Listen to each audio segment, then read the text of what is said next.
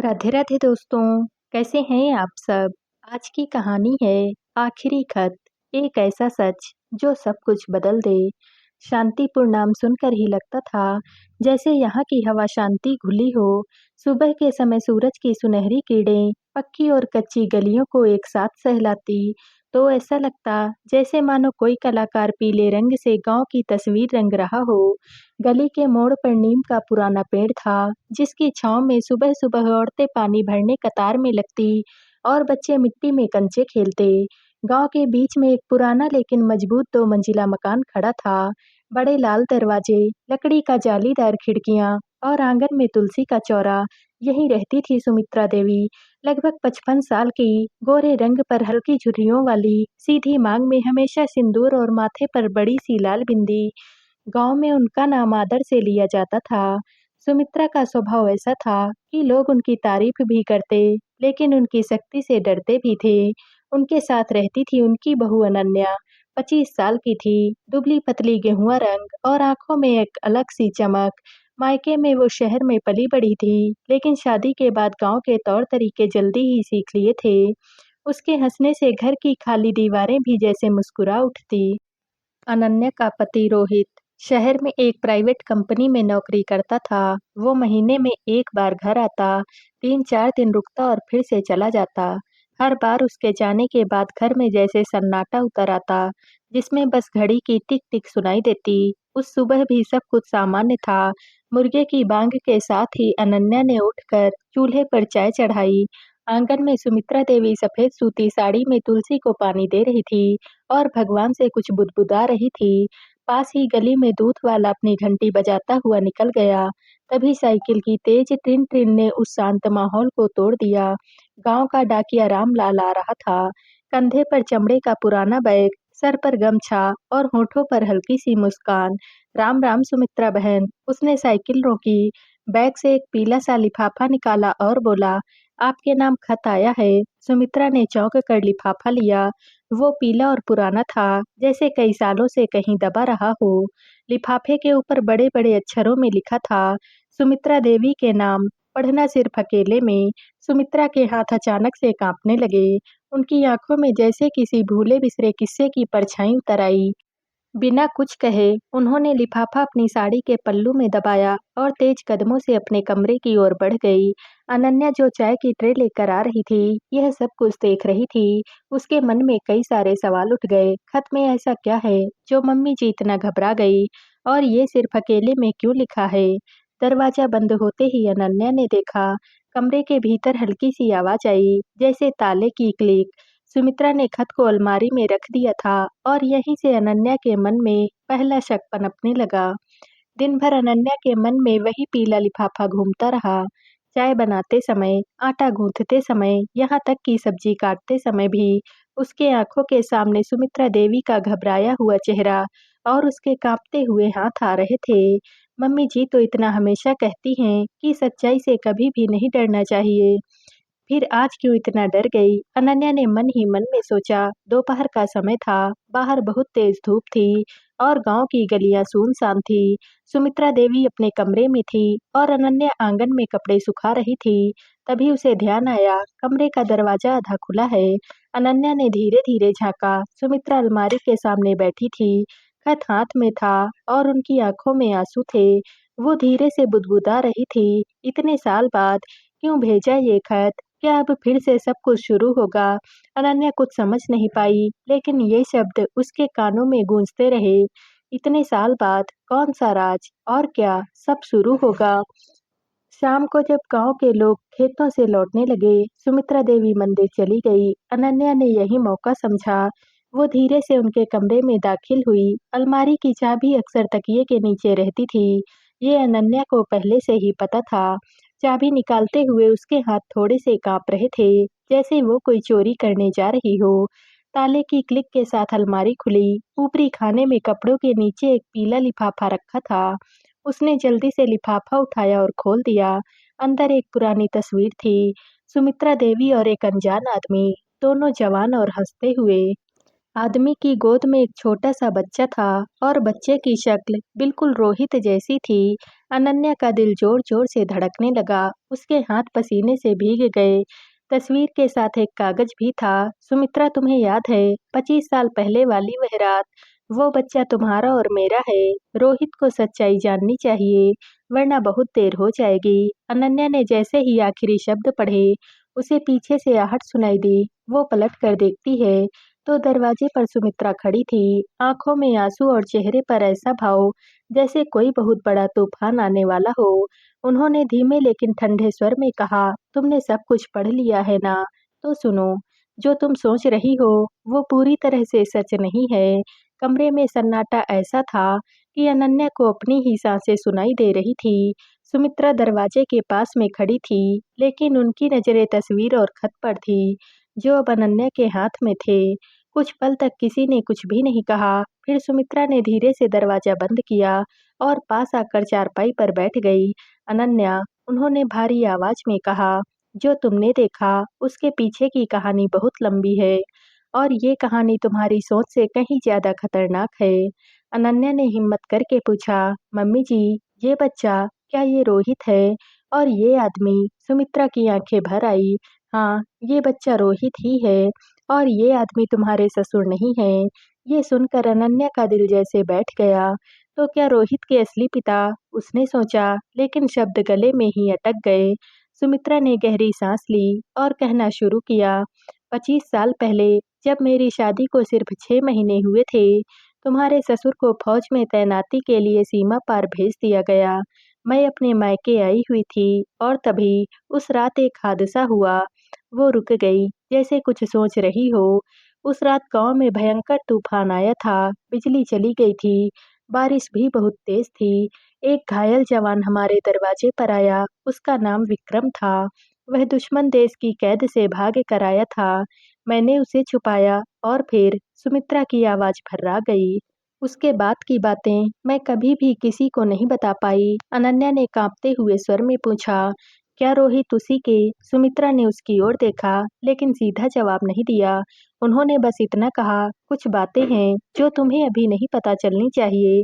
अगर ये राज बाहर आया तो न सिर्फ हमारा घर टूटेगा, बल्कि जान का भी खतरा है। अनन्या ने चौंक कर पूछा, जान का खतरा? मम्मी जी, यह आप क्या कह रही हैं? ये तो सिर्फ अतीत की बात है ना? सुमित्रा ने सिर हिलाया, नहीं अनन्या, ये अतीत नहीं, ये आज भी जिंदा है। और जो खत आया है, इसका मतलब है कि कोई हमें देख रहा है। इतना कहकर वो उठी, अलमारी का ताला फिर से लगाया और दरवाजे की कुंडी बंद कर दी। इस बारे में फिर कभी बात करेंगे और तब तक इस खत को भूल जाओ। लेकिन अनन्या जानती थी, अब ये भूलना नामुमकिन है। उस रात घर में अजीब सी चुप्पी थी। रोहित शहर में था और गांव के बाकी घरों में भी सब जल्दी सो गए थे। लेकिन अनन्या की आंखों में नींद दूर दूर तक नहीं थी। उसके कानों में बार बार सुमित्रा देवी के शब्द गूंज रहे थे, अगर ये राज बाहर आया तो जान का भी खतरा है। आधी रात के करीब थी। आसमान में बादल छाए हुए थे और बीच बीच में बिजली चमक रही थी, जिससे आंगन पल भर के लिए उजाला होकर फिर अंधेरे में डूब जाता। अनन्या बिस्तर पर लेटी थी, लेकिन उसकी नजर खिड़की पर थी। तभी उसे आंगन में हल्की सी सरसराहट सुनाई दी। पहले तो उसने सोचा कि कोई बिल्ली होगी, लेकिन फिर उसे एक परछाई हिलती डुलती नजर आई। वो परछाई धीरे धीरे तुलसी चौरे के पास में पहुंची और झुक कर जैसे कुछ खोजने लगी। अनन्या का दिल तेज तेज धड़कने लगा। ये कौन हो सकता है? और इस वक्त उसने धीरे से खिड़की खोली, लेकिन उसी समय बादल गरजे और बिजली चमकी। उस पल की रोशनी में उसने साफ साफ देखा, एक आदमी काले कपड़ों में, चेहरा कपड़े से ढका हुआ, आंगन में था। उसके हाथ में कोई लोहे का औजार था, जैसे ताला तोड़ने वाला। अनन्या ने घबरा कर सुमित्रा देवी को जगाना चाहा, लेकिन तभी वो आदमी ऊपर देख कर ठिठक गया। उसकी आंखें सीधी अनन्या से टकराई। दोनों कुछ पल ऐसे ही जमे रहे। फिर वो आदमी तेजी से पीछे मुड़ा और अंधेरे में गायब हो गया। अनन्या सांस रोक कर खड़ी रह गई। उसने हिम्मत करके आंगन में नीचे उतर कर देखा। तुलसी चौरे के पास जमीन में मिट्टी उखड़ी हुई थी, जैसे कोई वहां कुछ खोज रहा हो या फिर कुछ छुपा रहा हो। उसी मिट्टी में आधा दबा हुआ उसे एक छोटा सा चांदी का लॉकेट मिला। उस लॉकेट पर उभरा हुआ नाम लिखा था, विक्रम। सुबह की पहली किरण के साथ ही गांव में हलचल शुरू हो गई थी। मुर्गों की बाग, गली में दूध वाले की घंटी और औरतों की चहल-पहल, सब कुछ हमेशा की तरह ही था। लेकिन अनन्या के मन में रात की घटना अब भी ताज़ी थी। उसने वह चांदी का लॉकेट अपनी अलमारी के गुप्त खाने में छुपा दिया। ये मम्मी जी को नहीं दिखाऊंगी जब तक मैं खुद नहीं जान लेती हूँ कि ये विक्रम कौन है और क्यों आया था। जब अनन्या रसोई में नाश्ता बना रही थी, बाहर से ऊंची आवाजें सुनाई दी। गांव के चौपाल पर लोग इकट्ठे थे। किसी ने बताया कि कल रात खेतों के पास एक अजनबी देखा गया है, जो चेहरा ढक कर घूम रहा था। गांव के बुजुर्ग हरिलाल काका बोले, ये वही आदमी है जो पिछले हफ्ते भी पनघट के पास में दिखा था। कोई बड़ी साजिश है। सुमित्रा देवी जो मंदिर से लौट रही थी, ये सब कुछ सुनकर ठिठक गई। उनका चेहरा पीला पड़ गया और उन्होंने अनन्या की ओर ऐसे देखा जैसे वह कुछ कहना चाहती हूँ, लेकिन भीड़ में खामोश रह गई। दोपहर को जब घर में सिर्फ अनन्या और सुमित्रा थी, अनन्या ने बड़ी हिम्मत करके पूछा, मम्मी जी, आपको इस अजनबी के बारे में कुछ भी पता है? सुमित्रा ने पल भर के लिए उसकी आंखों में देखा, फिर नजरें झुका ली। कुछ बातें हैं बहू, जिनके जवाब मिलने से पहले ही हम मुसीबत में पड़ सकते हैं। जितना कम जानो उतना ही अच्छा है। उनके स्वर में डर था, लेकिन शायद डर से भी ज्यादा एक पुराना बोझ। शाम होते होते गांव में अफवाह फैल गई कि उस अजनबी को रात में नदी किनारे जाते देखा गया है। कुछ लड़कों ने उसका पीछा भी किया, लेकिन वो अचानक से गायब हो गया, जैसे हवा में घुल गया हो। उसी रात जब सब लोग सो गए, अनन्या ने फिर से लॉकेट को निकाला और गौर से देखा। अंदर एक पुरानी धुंधली सी तस्वीर थी, वही आदमी जो खत में था, और उसकी गोद में छोटा सा बच्चा। उसका दिल फिर से जोर जोर से धड़कने लगा। क्या ये विक्रम वही है जो 25 साल बाद वापस आया है? और अगर हाँ, तो क्यों? अगली रात आसमान में बादल छाए थे और हल्की ठंडी हवा चल रही थी। अनन्या बिस्तर पर लेटी थी, लेकिन उसकी आंखें खुली थी। गांव की गलियों में सन्नाटा पसरा हुआ था। बस कहीं-कहीं से कुत्तों के भौंकने की आवाजें आ रही थी। तभी उसने घर के पीछे वाली गली में धीमे-धीमे कदमों की आहट सुनी। वो धीरे से उठी, उसने आंगन पार किया और पिछवाड़े की टूटी हुई दीवार से झांका। चांदनी में उसने साफ-साफ देखा, वही काले कपड़ों वाला आदमी। चेहरा फिर से कपड़े से ढका हुआ था, लेकिन इस बार उसके हाथ में एक थैला था। वो गांव के बाहर वाले रास्ते की ओर जा रहा था। यही मौका है। अगर मैं इसे फॉलो कर लूं, तो शायद सब कुछ सच सामने आ जाएगा, अनन्या ने सोचा। चुपके से उसने अपनी ओढ़नी ओढ़ी और दूरी बनाए रखते हुए उस आदमी के पीछे पीछे चल पड़ी। गांव की गलियों से निकलकर वो आदमी नदी के किनारे पहुंचा। नदी का पानी चांद की रोशनी में चमक रहा था और किनारे पर खड़े बबूल के पेड़ की परछाई लंबी होकर पानी में गिर रही थी। वो आदमी पेड़ के पास में रुका, उसने थैले से कुछ निकाला और जमीन में गाड़ने लगा। अनन्या ने छिप कर देखा, वो पुरानी फौजी वर्दी और कुछ कागज थे, जिन पर सरकारी मुहर लगी थी। अचानक जैसे उसे आहट महसूस हुई, वो आदमी पलटा। उसकी आंखें अनन्या से टकराई। तुम यहाँ क्या कर रही हो? उसकी आवाज गहरी और ठंडी थी। अनन्या घबरा कर पीछे हटी, लेकिन तभी उसने देखा, उसके गले में वही चांदी का लॉकेट लटक रहा था जैसा उसके पास है। बस फर्क ये था कि इस लॉकेट पर उकेरा था सुमित्रा। वो आदमी धीरे धीरे उसकी ओर बढ़ा। शायद तुम्हें वो बातें पता हैं जो तुम्हें नहीं पता होनी चाहिए, उसने कहा। अनन्या का दिल तेजी से धड़क रहा था। क्या ये विक्रम है? और अगर हाँ, तो मम्मी जी ने मुझसे क्या छुपाया है? नदी किनारे की ठंडी हवा में एक अजीब सा डर घुला हुआ था। अनन्या पीछे हटना चाहती थी, लेकिन विक्रम के कदम उसके करीब आते जा रहे थे। उसकी आंखों में अंधेरा और थकान का अजीब सा मिश्रण था। तुम विक्रम हो? अनन्या ने कांपते हुए स्वर में पूछा। वो हल्की मुस्कान के साथ में बोला, तुम्हें मेरा नाम किसने बताया? अनन्या कुछ भी कह पाती, उससे पहले ही विक्रम ने धीमे से स्वर में कहा, शायद सुमित्रा ने तुम्हें सब कुछ नहीं बताया। उसने अपने गले का लॉकेट पकड़ कर दिखाया, चांदी का, जिस पर साफ साफ उकेरा था सुमित्रा। ये उसने मुझे खुद से दिया था, 25 साल पहले। अनन्या का दिल अब और जोर जोर से धड़कने लगा। आपका और मम्मी जी का क्या रिश्ता था? विक्रम की आंखें गहरी हो गई। रिश्ता जो कभी खुलकर नाम नहीं पा सका। वो कुछ पल चुप रहा, फिर से बोला, जिस रात मैं दुश्मन के इलाके से भाग कर यहाँ आया, सुमित्रा ही मेरी मददगार बनी। मैंने सोचा था ये एक रात की पनाह होगी, लेकिन उस रात के बाद सब कुछ बदल गया। अनन्या समझ चुकी थी कि उसकी शंका सच हो सकती है, लेकिन विक्रम की अगली बात ने उसकी रूह जमा दी। रोहित मेरा बेटा है क्या? अनन्या की आवाज फट पड़ी। लेकिन सबको तो लगता है कि रोहित के पिता आपके यानी कि सुमित्रा जी के पति हैं।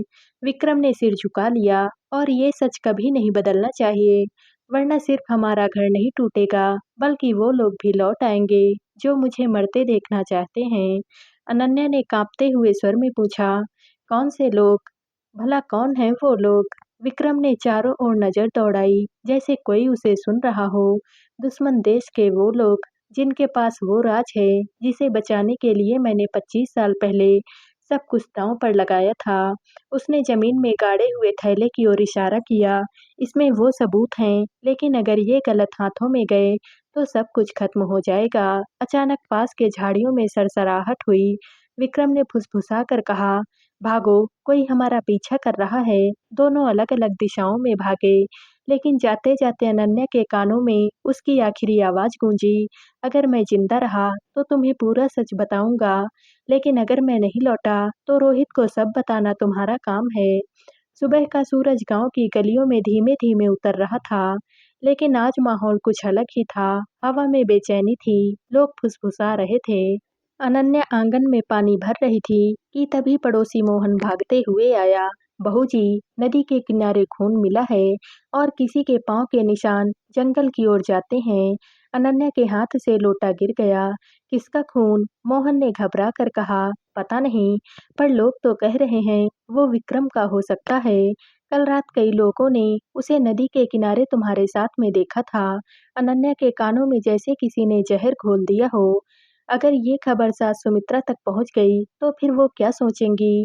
वो तुरंत नदी के किनारे पहुंची। वहां मिट्टी पर लाल धब्बे फैले थे और घास पर टूटे हुए पत्ते जैसे किसी ने लड़ाई की हो।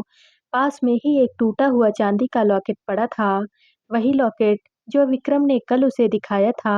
उसने उसे उठाकर कसकर मुट्ठी में भींच लिया। वो जिंदा है, उसे कुछ भी नहीं हो सकता है। पीछे से आवाज आई, बहू जी, आप यहाँ क्या कर रही हैं? अनन्या पलटी। सुमित्रा खड़ी थी। उनकी नज़र सीधे अनन्या के हाथ में भींचे लॉकेट पर थी। ये कहाँ से मिला? सुमित्रा का स्वर सख्त था। अनन्या के पास इसका कोई भी जवाब नहीं था। वो कुछ बोल पाती उससे पहले ही गांव का चौकीदार आया और बोला, सरपंच जी बुला रहे हैं, पुलिस आई हुई है। गांव के चौपाल पर पुलिस इंस्पेक्टर ने भीड़ को संबोधित किया। कल रात यहाँ किसी अजनबी पर हमला हुआ है। हमें शक है कि वो आदमी दुश्मन देश का जासूस था। अगर किसी ने उसे देखा हो तो तुरंत हमें बताए। अनन्या का दिल और भी तेजी से धड़कने लगा। अगर उसने उससे कुछ कहा तो विक्रम मुसीबत में पड़ जाएगा, और अगर चुप रही तो वो शायद कभी ना मिले। भीड़ में एक बूढ़ा आदमी खड़ा हुआ बोला, मैंने कल रात को देखा था, एक आदमी काले कपड़ों में नदी से जंगल की ओर भाग रहा था। इंस्पेक्टर ने तुरंत नोट किया, चेहरा देखा। बूढ़ा धीमे स्वर में बोला, हाँ, और वो आदमी रोहित जैसा दिख रहा था। गांव का चौपाल अब कानाफूसी से भर गया था। रोहित, वही जो शहर में पढ़ा लिखा है। उसकी नज़र भी अजीब है। कहीं वो सच में? अनन्या के तो पैरों तले से जमीन ही खिसकने लगी। रोहित, वही जो कुछ दिन पहले तक उसका सबसे करीबी दोस्त था, जो उसकी तकलीफें बिना कहे ही समझ जाता था। क्या वो सच में इस घटना में शामिल हो सकता है? सुमित्रा ने अनन्या को खींचकर एक तरफ ले जाकर धीमे से स्वर में कहा, देख बहू, ये मौका है। अगर रोहित पर शक साबित हो गया तो हमारे घर का नाम साफ हो जाएगा। पुलिस को सब कुछ बता दे, जो भी तूने कल देखा था। अनन्या ने हकलाते हुए कहा, पर मैं पक्के तौर पर नहीं कह सकती कि वो रोहित था। सुमित्रा की आंखें ठंडी हो गई। अगर तू चुप रही तो सब तुझ पर ही उंगली उठाएंगे। सोच ले, तेरी खामोशी तेरे लिए ही भारी पड़ सकती है। उसी समय रोहित खुद भीड़ में आया। उसकी आंखों में थकान थी, जैसे वो रात भर सोया ना हो। इंस्पेक्टर साहब, मैंने सुना कि आप मुझे ही ढूंढ रहे हैं। इंस्पेक्टर ने सीधा सवाल दागा, कल रात तुम कहाँ थे? रोहित ने पल भर को अनन्या की तरफ देखा और फिर बोला, मैं जंगल के पास था। लेकिन उसकी बात पूरी होने से पहले ही इंस्पेक्टर ने बीच में ही टोक दिया, बस अब और कुछ भी कहने की जरूरत नहीं है। तुम हमारे साथ थाने चलो। रोहित को पुलिस जीप में बैठाया जा रहा था। वो पीछे मुड़ा और अनन्या की आंखों में सीधे देखता रहा, जैसे उसके चेहरे से जवाब ढूंढ रहा हो। उसकी नज़र में कोई भी डर नहीं था, बस भरोसा था कि अनन्या सच्चाई सामने लाएगी। अनन्या के दिल में तूफान उठने लगा। अगर उसने सच बोल दिया कि रोहित उस रात जंगल के पास में था, तो वो सीधे जेल जा सकता है। अगर उसने झूठ बोला, तो विक्रम की तलाश हमेशा हमेशा के लिए रुक सकती है। वो वहीं खड़ी थी, हाथ में विक्रम का लॉकेट कस कर पकड़े हुए, और उसकी आंखों से एक आंसू टपक पड़ा। क्या मैं एक दोस्त को बचाने के लिए अपने पति को खो दूं, या पति की तलाश में दोस्त की जिंदगी बर्बाद कर दूं? रात का सन्नाटा पूरे गांव को जकड़े हुए था। अनन्या अपने कमरे में अकेली बैठी थी, हाथ में विक्रम का लॉकेट कसकर पकड़े हुए। रोहित को पुलिस ले गई थी, और उसका चेहरा उसकी आंखों के सामने से हट ही नहीं पा रहा था। अचानक से खिड़की के पास कोई आहट हुई, जैसे कोई कागज का लिफाफा अंदर फेंक गया हो। अनन्या चौंक गई। वह उठकर खिड़की तक गई। बाहर अंधेरा था, बस हवा में झूलते पेड़ की डालियां थी। उसने लिफाफा उठाया। उस पर कोई नाम नहीं था, बस एक पुराने अंदाज की लिखावट। सच्चाई खोजनी है तो कल आधी रात पुरानी बावड़ी पर आना, अकेले। उसका दिल जोर-जोर से धड़कने लगा। कौन हो सकता है जो उसे इस समय बुला रहा है? क्या ये चाल है, या कोई शख्स जो विक्रम के बारे में जानता है?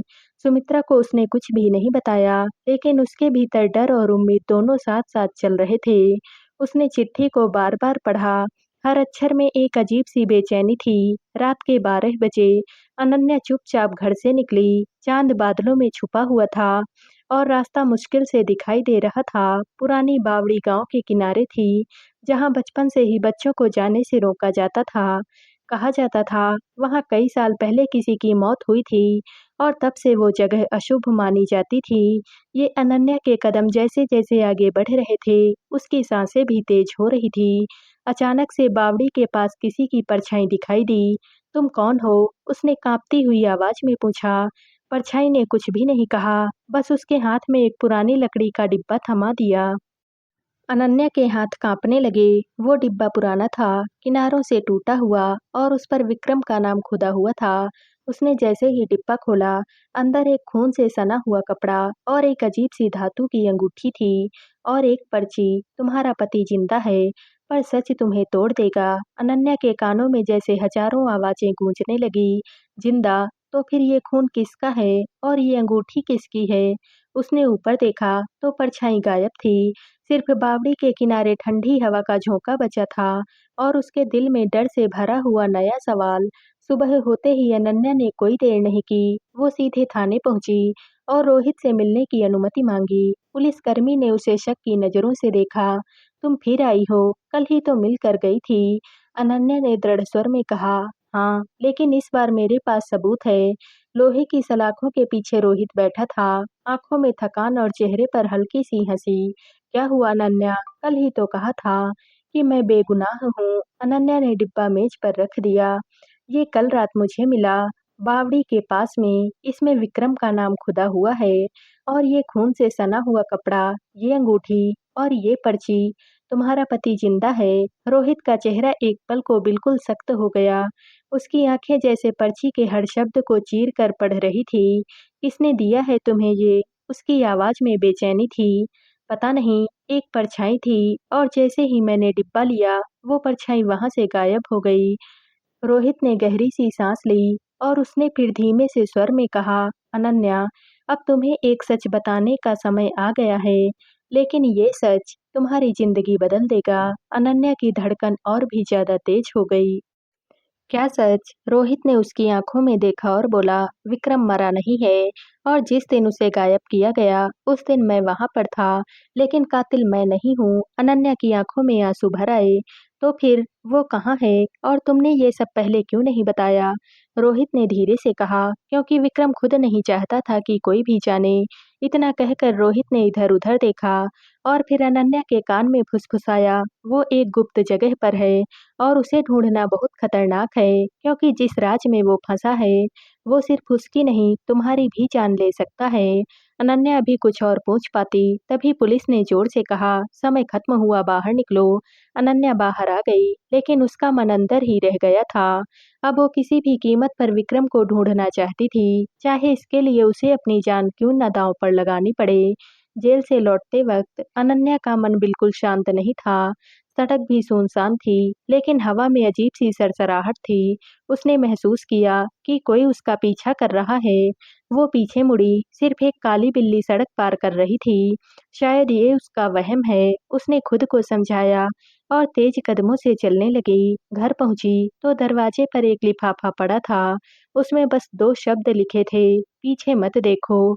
अनन्या का दिल तेज तेज धड़कने लगा। उसने खिड़की से बाहर झांका तो सड़क पर कोई भी नहीं था, लेकिन सामने वाली छत पर एक परछाई हिल रही थी। रात को नींद नहीं आई। हर थोड़ी देर में उसे ऐसा लगता कि कोई आहट हुई है, कोई सांस उसके बेहद पास है। किचन से अचानक एक गिलास गिरा और टूट गया। वो दौड़कर किचन में पहुंची, खिड़की खुली थी और पर्दा हवा में लहरा रहा था। अगली सुबह ऑफिस जाते समय उसने देखा, एक नीली जैकेट पहना आदमी मोटरसाइकिल पर लगातार उसका पीछा कर रहा था। अनन्या अचानक से एक गली में मुड़ी और बहुत तेजी से चलने लगी, लेकिन जब उसने मुड़कर पीछे देखा, तो वही आदमी वहां भी मौजूद था, मुस्कुरा रहा था। तभी उसके फोन पर एक अज्ञात नंबर से कॉल आया। धीरे-धीरे, बेहद ठंडी आवाज में किसी ने कहा, तुम विक्रम को ढूंढ रही हो, लेकिन जिस दिन तुम उसे पाओगी, उस दिन तुम्हारी आखिरी सांस होगी। इतना कहकर कॉल कट गया। अनन्या के हाथ कांपने लगे, लेकिन उसके चेहरे पर डर नहीं, बल्कि एक जिद थी। चाहे कुछ भी हो, मैं उसे ढूंढ कर ही रहूंगी। अनन्या को अपने दफ्तर के पुराने रिकॉर्ड रूम में एक पुरानी फाइल मिली। उसमें पीली पड़ी एक तस्वीर थी, एक प्राचीन बावड़ी की, जिसके किनारे पर विक्रम खड़ा था और पीछे एक अजीब सा प्रतीक उकेरा हुआ था। तस्वीर के नीचे एक तारीख लिखी हुई थी, 15 अगस्त 2018। यही वो दिन था जब विक्रम को आखिरी बार किसी ने देखा था। बावड़ी शहर के बाहरी इलाके में थी, जहां अब कोई भी नहीं जाता है। कहा जाता था कि रात को वहां से पानी के छींटों की आवाजें आती हैं। हालांकि वो जगह दशकों से सूखी हुई थी। अनन्या अकेली वहां पर पहुंची। सूरज ढलने लगा था और छायाएं लंबी होती जा रही थी। बावड़ी के चारों ओर झाड़ियां उगी हुई थी, जैसे किसी ने उसे दुनिया से छिपा दिया हो। नीचे झांका, अंधेरा इतना गहरा कि जैसे निगल ले, लेकिन एक हल्की सी आवाज, अनन्या, उसके कानों में गूंज उठी। उसने डर कर पीछे देखा तो पीछे कोई भी नहीं था। वो सीढ़ियों से नीचे उतरने लगी, हर कदम के साथ ठंड उसकी बढ़ती ही जा रही थी।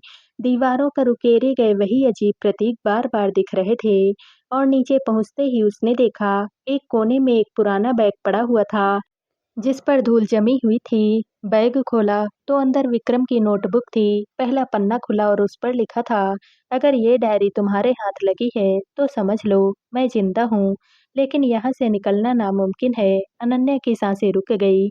बावड़ी के अंधेरे में जैसे सैकड़ों आंखें उसे देख रही हों।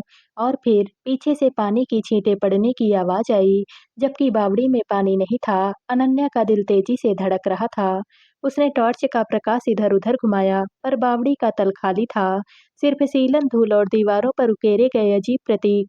लेकिन पानी के छींटों की आवाज लगातार बढ़ रही थी और फिर उसने देखा, दीवार के एक हिस्से पर हल्की सी चमक उठी, जैसे पानी की परत पर चांदनी पड़ती है।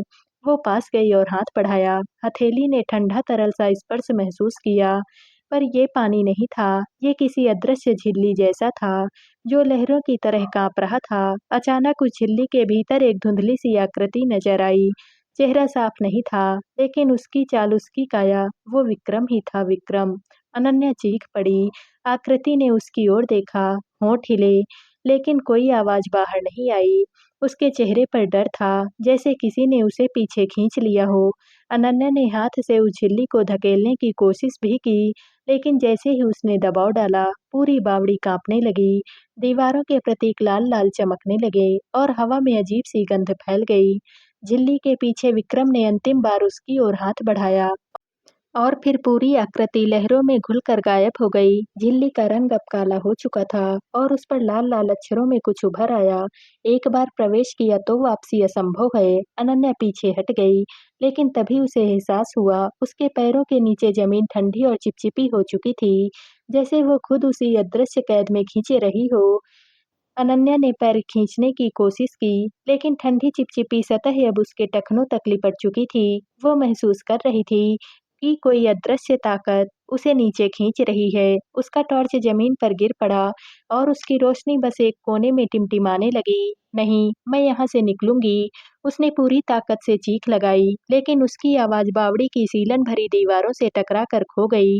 नीचे से एक अजीब सी धीमी गुनगुनाहट सुनाई देने लगी, जैसे सैकड़ों लोग एक साथ कोई मंत्र बुदबुदा रहे हों। अचानक से एक ठंडी लहर उसके घुटनों तक आ पहुंची। लहर में नमी नहीं थी, बल्कि अजीब सी सिहरन थी, जैसे उसकी आत्मा को छू रही हो। और फिर उसने महसूस किया कि उसके चारों ओर हवा बदल रही है। बावड़ी की पुरानी सीलन और गंध अब गायब थी। इसके बजाय उसके सामने एक धुंधला लाल आसमान और काले पानी का विशाल सागर फैला हुआ था। यह कहाँ हूँ मैं?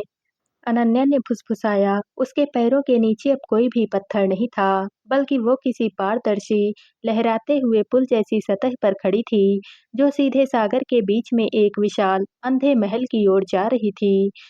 दूर से किसी ने पुकारा, "अनन्या, जल्दी आओ, देर हो रही है।" ये आवाज़ तो विक्रम की थी। वो महल के दरवाजे पर खड़ा था, लेकिन उसका चेहरा अजीब तरह से फीका और खोखला लग रहा था। उसकी आंखों में चमक थी, पर वो इंसानी चमक नहीं थी। अनन्या एक पल के लिए ठिठकी, लेकिन फिर उसके कदम अपने आप आगे बढ़ने लगे, मानो जैसे किसी ने उसकी इच्छा पर कब्जा कर लिया हो। अनन्या ने जैसे ही महल के नजदीक कदम रखा, दरवाजे अपने आप चरमराते हुए खुल गए। भीतर घुप अंधेरा था, लेकिन फर्श लाल पत्थरों से बना हुआ था, जो हल्की सी धड़कन जैसी रोशनी छोड़ रहे थे। हर धड़कन के साथ में महल के भीतर एक ठंडी हवा का झोंका आता, जैसे ये इमारत जिंदा हो और सांस ले रही हो। विक्रम दरवाजे पर खड़ा खड़ा मुस्कुरा रहा था, लेकिन अब उसकी मुस्कान में एक अजीब सी कड़वाहट थी। उसने हाथ बढ़ाकर अनन्या का स्वागत किया। "मैंने कहा था ना, एक दिन तुम यहाँ आओगी। ये कहाँ हैं हम?" अनन्या की आवाज़ काँप रही थी। "ये वही जगह है, जहाँ सबकी कहानियाँ खत्म होती हैं।" विक्रम की आँखों में गहराई से काली परछाइयाँ घूमने लगी। महल के भीतर अनगिनत तस्वीरें टंगी हुई थी। पुरुष, महिलाएं, बच्चे, सबके चेहरे बेहद वास्तविक लग रहे थे, मानो उन्हें पेंट नहीं किया गया, बल्कि किसी ने उनकी आत्मा को फ्रेम में कैद कर दिया हो। अनन्या का दिल तेजी से धड़कने लगा, जब उसने देखा कि आखिरी फ्रेम में उसकी अपनी तस्वीर टंगी है। ये कैसे? उसके होंठ कांपे, क्योंकि विक्रम की आवाज अचानक से ठंडी हो गई। "तुम पहले ही मर चुकी हो अनन्या, बस तुम्हें एहसास नहीं हुआ।" महल की दीवारें धीरे धीरे सिमटने लगी। लाल रोशनी अब तेज धड़कनों में बदल चुकी थी और बाहर का आसमान और गहरा खून सा लाल हो गया। विक्रम आगे बढ़ा। उसने अनन्या का हाथ थामा, लेकिन ये हाथ इंसानी नहीं था, बल्कि ठंडा बर्फ सा सख्त और हड्डियों जैसा। महल के भीतर की हवा और ठंडी होती जा रही थी।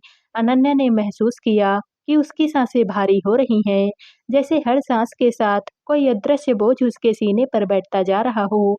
विक्रम उसे एक विशाल हॉल की ओर ले गया।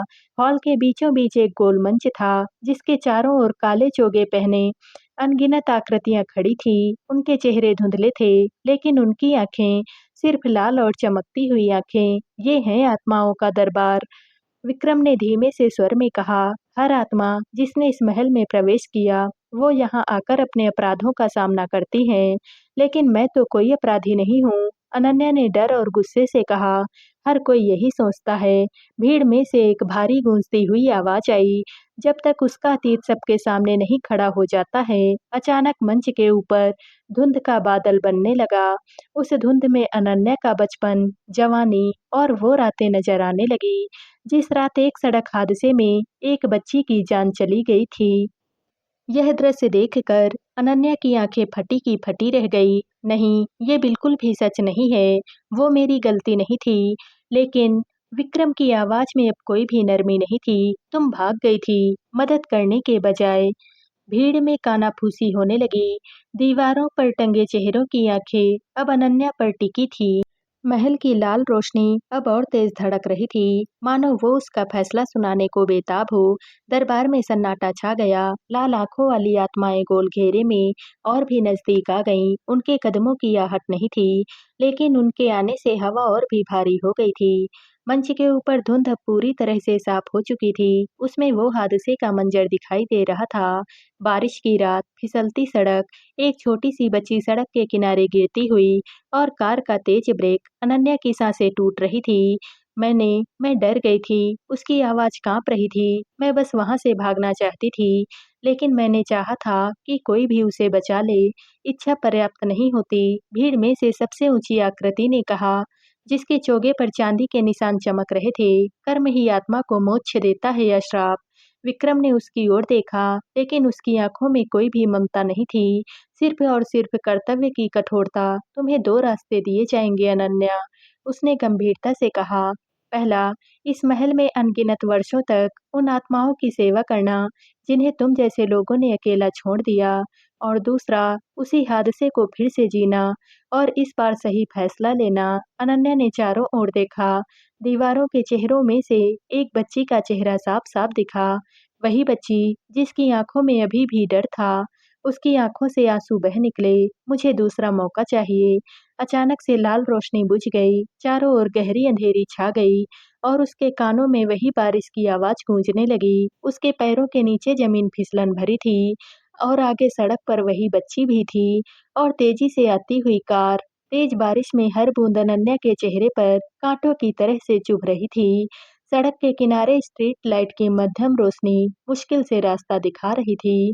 उसका दिल इतनी तेजी से धड़क रहा था, जैसे किसी ड्रम पर हथौड़े बरस रहे हों। आगे, आगे फिर से वही मंजर। छोटी बच्ची सड़क के बीच में घुटनों के बल गिरी हुई।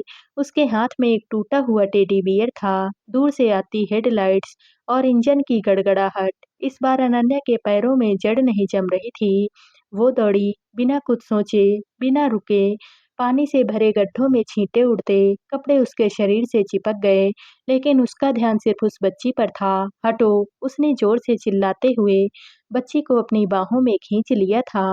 कार उसके बिल्कुल पास से गुजर गई। टायर सड़क पर चीखते हुए घूमे, लेकिन वे दोनों बच गईं। अनन्या ने बच्ची को अपने सीने से लगा लिया। उसके गीले बालों में उंगलियां फिराते हुए कहा, अब तुम सुरक्षित हो। अब कोई भी तुम्हें अकेला नहीं छोड़ेगा। अचानक से बारिश थम गई। हवा स्थिर हो गई। जब अनन्या ने सिर उठाया, सड़क, कार और बच्ची सब गायब हो चुके थे। वो फिर से उसी प्राचीन महल के दरबार में खड़ी थी। भीड़ में अब कोई भी आत्मा क्रोधित नहीं थी, सिर्फ शांत हल्के मुस्कान वाले चेहरे थे। विक्रम आगे बढ़ा। तुमने अपना दूसरा मौका सही तरह से चुना अनन्या। धीरे धीरे दीवारों पर उकेरे गए सभी चेहरे धुंध में घुलने लगे। महल की लाल रोशनी सुनहरी में बदल गई और अनन्या ने महसूस किया उसके दिल पर से सालों पुराना बोझ उतर चुका है। अनन्या ने जब चारों ओर देखा, महल की दीवारें अब टूट फूट कर खंडहर सी नहीं लग रही थी, बल्कि चमचमाती हुई सुनहरी नक्काशियों से सजी हुई थी, जैसे सदियों का बोझ पल भर में मिट गया हो। विक्रम धीरे धीरे उसके पास में आया। उसकी आंखों में एक अजीब सी चमक थी, ना प्रेम ना भय, बस गहरी सी शांति। तुम सोच रही होगी कि यह जगह क्या है और मैं कौन हूँ? उसने कहा। अनन्या ने सिर हिलाया। ये सब सच है या मेरा भ्रम? विक्रम मुस्कुराया। ये वो जगह है जहाँ पर अधूरे वादे पूरे होते हैं और जहाँ आत्माएं तब तक भटकती हैं जब तक कि उन्हें मोक्ष न मिल जाए। तुम यहाँ इसीलिए आई हो क्योंकि तुम्हारे दिल में अब भी अधूरा पछतावा था। अनन्या के मन में तुरंत उस रात की तस्वीर उभर आई। वो हादसा जब उसने सड़क पर गिरते हुए एक बच्चे को बचाने की कोशिश नहीं की थी और वो बच्चा उसकी आंखों के सामने, उसकी सांस भारी हो गई। मतलब वो बच्ची, हाँ, विक्रम ने धीरे से कहा, वो बच्ची उसी रात की आत्मा थी। तुम्हें एक दूसरा मौका दिया गया था ताकि तुम खुद को माफ कर सको और जब तुमने उसे बचाया, तुमने सिर्फ उसे नहीं बल्कि खुद को भी आजाद कर दिया।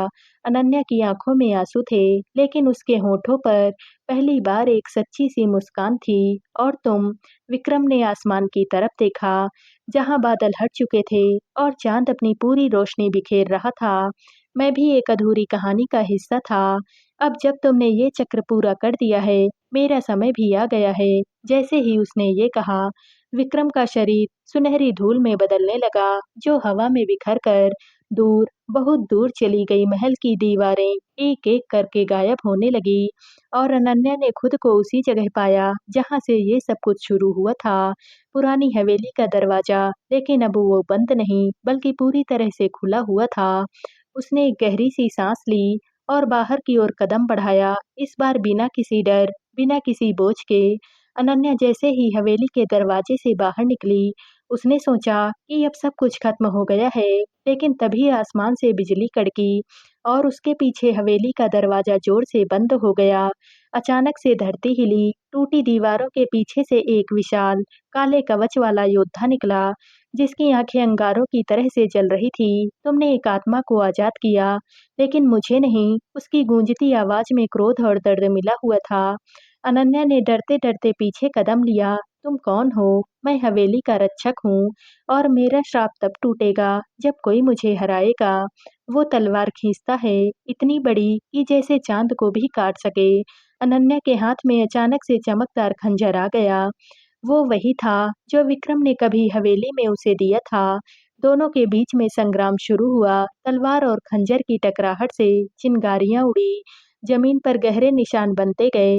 रक्षक वार करता, अनन्या बचती, पलटवार करती, लेकिन उसकी ताकत एक इंसान से कई गुना थी। एक पल आया जब रक्षक ने जोर से वार किया और अनन्या जमीन पर गिर पड़ी। रक्षक ने तलवार ऊंची उठाई, अब तुम्हारा अंत है। तभी हवा में सुनहरी रोशनी फैल गई। विक्रम की आवाज गूंजी, अनन्या याद रखो, डर तुम्हारा सबसे बड़ा दुश्मन है। अनन्या ने आखिरी ताकत जुटाई, तेजी से उठी और रक्षक के कवच के बीचों बीच खंजर घोंप दिया। रक्षक की आंखों की आग बुझ गई। वो पीछे हटते हुए मुस्कुराया। आखिरकार मुझे मुक्ति मिली और धुएं में बदल कर गायब हो गया। हवेली ढहने लगी, आसमान भी साफ हो गया और दूर से पक्षियों की आवाजें आने लगी। सदियों बाद हवेली का श्राप टूट चुका था। अनन्या ने खंजर आसमान की तरफ उठाया। ये जीत सिर्फ मेरी ही नहीं, ये हर उस आत्मा की है जो यहाँ पर कैद थी। तो दोस्तों, आप सबको यह कहानी कैसी लगी? कमेंट करके ज़रूर बताइएगा और वीडियो को लाइक व शेयर कीजिएगा। दोस्तों, अगर आप इस चैनल पर नए हैं और अब तक आपने हमारे चैनल को सब्सक्राइब नहीं किया है, तो प्लीज़ और कहानियों से जुड़ने के लिए हमारे चैनल को सब्सक्राइब कर दीजिएगा और साथ ही साथ वीडियो को हाइप भी कर दीजिएगा। कल मिलते हैं एक और नई कहानी के साथ। आप सभी का बहुत बहुत धन्यवाद।